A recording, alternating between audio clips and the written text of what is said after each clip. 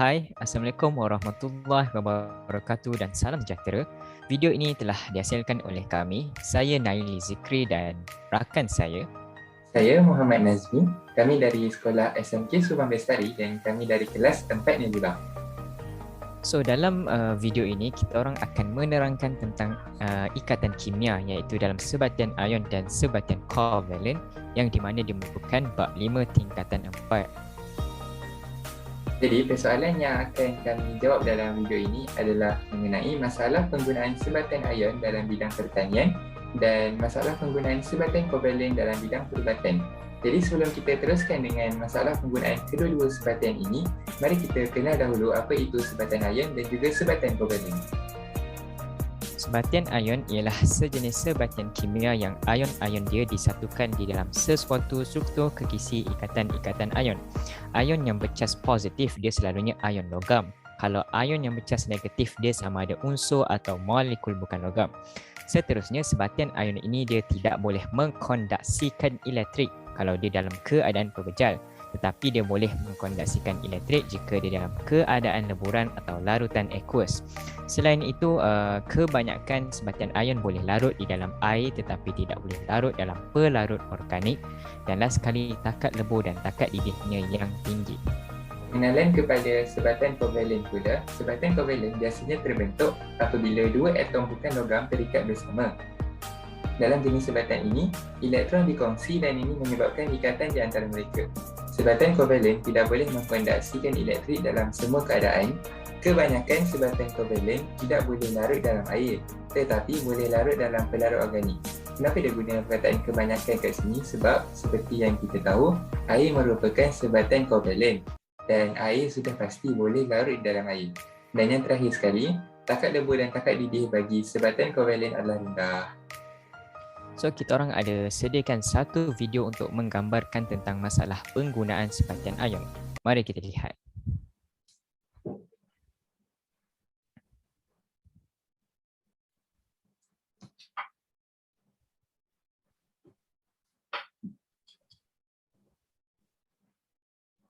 Di sini kita boleh lihat berlakunya letupan di Beirut pada tahun lepas.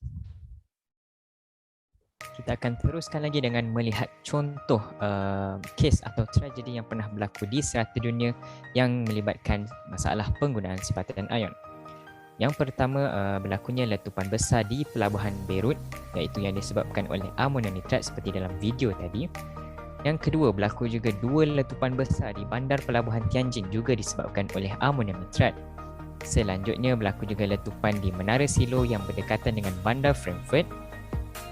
Seterusnya, berlaku juga letupan yang disebabkan oleh amonium nitrat di Amerika Syarikat iaitu di Teluk Galveston. Selanjutnya, berlaku juga letupan di Faversham, United Kingdom. Dan last sekali berlaku juga letupan di stesen kereta api Ryongchon. So, dari semua tragedi ini kita boleh tahu yang semuanya disebabkan oleh amonium nitrat. Jadi bagaimana amonium nitrat ini meletup? Masalah penggunaan sebatian ion amonium nitrat dalam bidang pertanian, ia digunakan dalam pembuatan baja. Ianya sangat larut dalam air dan formula kimianya adalah NH4NO3. Jadi secara asasnya penggunaan amonium nitrat ini tak mendatangkan kemudaratan atau keburukan kepada benda hidup sama ada manusia, tumbuhan maupun haiwan. Malahan penggunaan amonium nitrat ni kandungan nitrogennya sangat diperlukan oleh tumbuhan. Jadi letupan yang kita lihat sebentar tadi adalah disebabkan oleh kesilapan manusia sendiri. Jadi macam mana amonium nitrat ni boleh meletup? Haba dan tekanan yang terhasil dari penguraian amonium nitrat mungkin bertambah sekiranya tidak balas berlaku di ruang tertutup kerana haba dan gas yang dihasilkan daripada penguraian itu tidak dapat hilang. Apabila suhu meningkat, kadar penguraian meningkat. Di ruang tertutup, tekanan dapat mencapai tahap berbahaya dan menyebabkan letupan yang akan merangkumi peledakan amonium nitrat. Letupan di kilang-kilang sering berlaku kerana amonium nitrat disimpan dalam jumlah yang besar. Seterusnya, terdapat pembakaran yang juga menyebabkan letupan. Jadi kesimpulan dia, letupan yang kita lihat tadi adalah disebabkan oleh kaedah penyimpanan amonium nitrat yang tidak betul. Jadi tindak balas amonium nitrat yang pertama, apabila amonium nitrat dipanaskan, ia akan terurai menghasilkan nitrous oksida dan juga air Dan tindak balas yang kedua dalam letupan atau pembakaran pantas, amonium nitrat akan terurai menghasilkan gas nitrogen, gas oksigen dan juga air. So jangan risau, ada cara menyelesaikan masalah ini. So cara menangani masalah letupan amonium nitrat adalah dengan memastikan bangunan yang sebagai store, iaitu dengan mempunyai sistem pengalih udara yang sesuai. So sistem pengalih udara ni dia akan mengurangkan sebarang habuk yang berterbangan serta kehadiran gas. Yang kedua, untuk mengelakkan dari sebarang tumpahan dan kontaminasi, guni hendaklah ditutup rapat, diperbuat dari bahan yang kalis air atau minyak serta tidak mudah koyak atau rosak semasa dalam penyimpanan, penggunaan dan pengedaran. Yang ketiga, wajarlah menjalankan pemeriksaan secara rutin untuk mengenal pasti atau mengetahui apa-apa tumpahan bahan kimia dan bersihkan tumpahan yang dilihat atas permukaan lantai, dinding dan sebagainya dengan serta-merta. Dan last sekali, memastikan guni yang mengandungi amonium nitrat dialihkan ke kawasan yang lebih selamat serta membersihkan mana-mana perkakas yang mungkin telah dicemari dengan amonium nitrat sebelum kita menjalankan apa-apa aktiviti kimpalan. Jadi sebelum kita teruskan dengan masalah penggunaan sebatan kovalent kita, mari kita tonton dahulu sebuah video.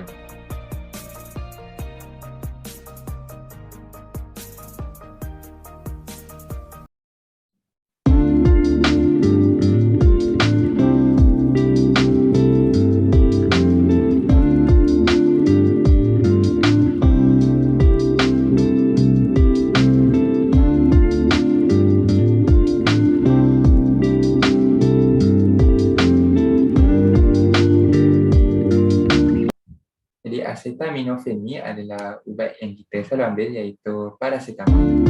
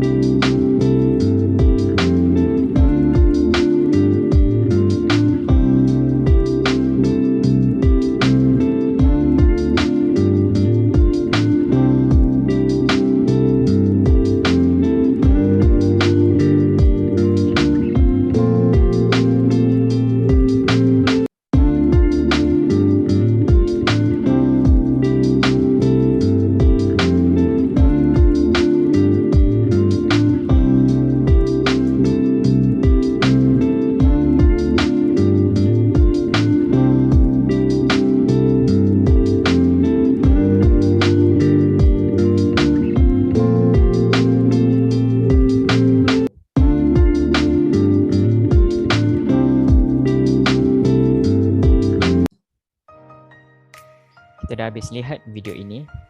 So kita akan teruskan dengan masalah penggunaan sebatian kovalent. So kita orang decide untuk ambil dari segi sektor perubatan yang melibatkan acetaminophen. So seperti yang dikatakan tadi, acetaminophen ni ialah paracetamol. Dia merupakan ubat demam dan ubat tahan sakit yang selalu kita gunakan apabila kita perlukan. Dan formula kimia paracetamol adalah C8H9NO2. Masalah penggunaan paracetamol ni adalah pesakit boleh mengalami keracunan paracetamol. Racunan paracetamol ni dia punya simptom adalah seperti loya, berasa tidak sihat, sakit abdomen dan muntah. Selain itu, pesakit yang makan lebih daripada 10 gram paracetamol, iaitu bersamaan dengan 20 biji paracetamol, berisiko untuk mendapatkan kerosakan hati. Namun, pesakit yang mempunyai faktor macam selalu minum minuman keras ataupun mempunyai masalah kesihatan macam HIV, gangguan pemakanan atau kelaparan, 5 gram paracetamol sudah cukup untuk merosakkan hati pesakit tersebut. Selanjutnya, hati boleh rosak apabila makan lebih daripada yang disarankan oleh doktor. Dan last sekali, kejadian alahan paracetamol juga boleh berlaku. Kalau berlaku, perhatikan simptom alahan seperti gatal, ruam, bengkak di muka, lidah atau tekak, pening dan susah bernafas. Jadi cara untuk menangani masalah keracunan paracetamol ni, yang paling utama sekali kita perlu ambil paracetamol mengikut dos yang betul. Dos yang disarankan untuk orang dewasa ialah sebiji ataupun 2 biji pil 500 mg. 2 biji pil 500 mg bersamaan dengan 1 gram, paling banyak 4 biji dalam masa 24 jam. Sebelum makan dos yang seterusnya, pastikan anda tunggu sekurang-kurangnya 4 jam. Jangan tambah bilangan dos walaupun anda sakit teruk. Seterusnya, jangan gandakan bilangan dos jika terlupa makan dan jangan ambil lebih daripada 8 pil dalam masa 24 jam. Bagi tujuan pengubatan kendiri pula, penggunaan paracetamol tidak digalakkan melebihi 10 hari berturut-turut bagi dewasa dan 5 hari bagi kanak-kanak melainkan disarankan oleh doktor. Jadi kalau kita selalu pergi ke klinik, doktor akan cakap dengan kita, habiskan ubat ni dalam masa 10 hari, seminggu, kita kena ikut arahan doktor tu. Paracetamol juga tidak boleh diambil melebihi 3 hari dalam keadaan demam tinggi melainkan dengan khidmat nasihat perubatan. Kita wajar untuk mendapatkan nasihat doktor sebelum mengambil paracetamol. Bagi aspek penyimpanan pula, paracetamol perlu disimpan jauh daripada terkena panas secara terus oleh cahaya matahari dan disimpan di tempat yang kering ataupun sejuk. Jadi kesimpulan dia, kaedah yang betul untuk makan paracetamol ni, kita perlu ikut saranan yang disarankan oleh doktor sendiri. Bagi pengakhiran video ini, kami harap video ini dapat memberikan korang sedikit penjelasan tentang masalah penggunaan sebatan ion dan sebatan kovalent. Sekian sahaja daripada kami. Assalamualaikum warahmatullahi taala wabarakatuh. Stay safe dan salam sejahtera.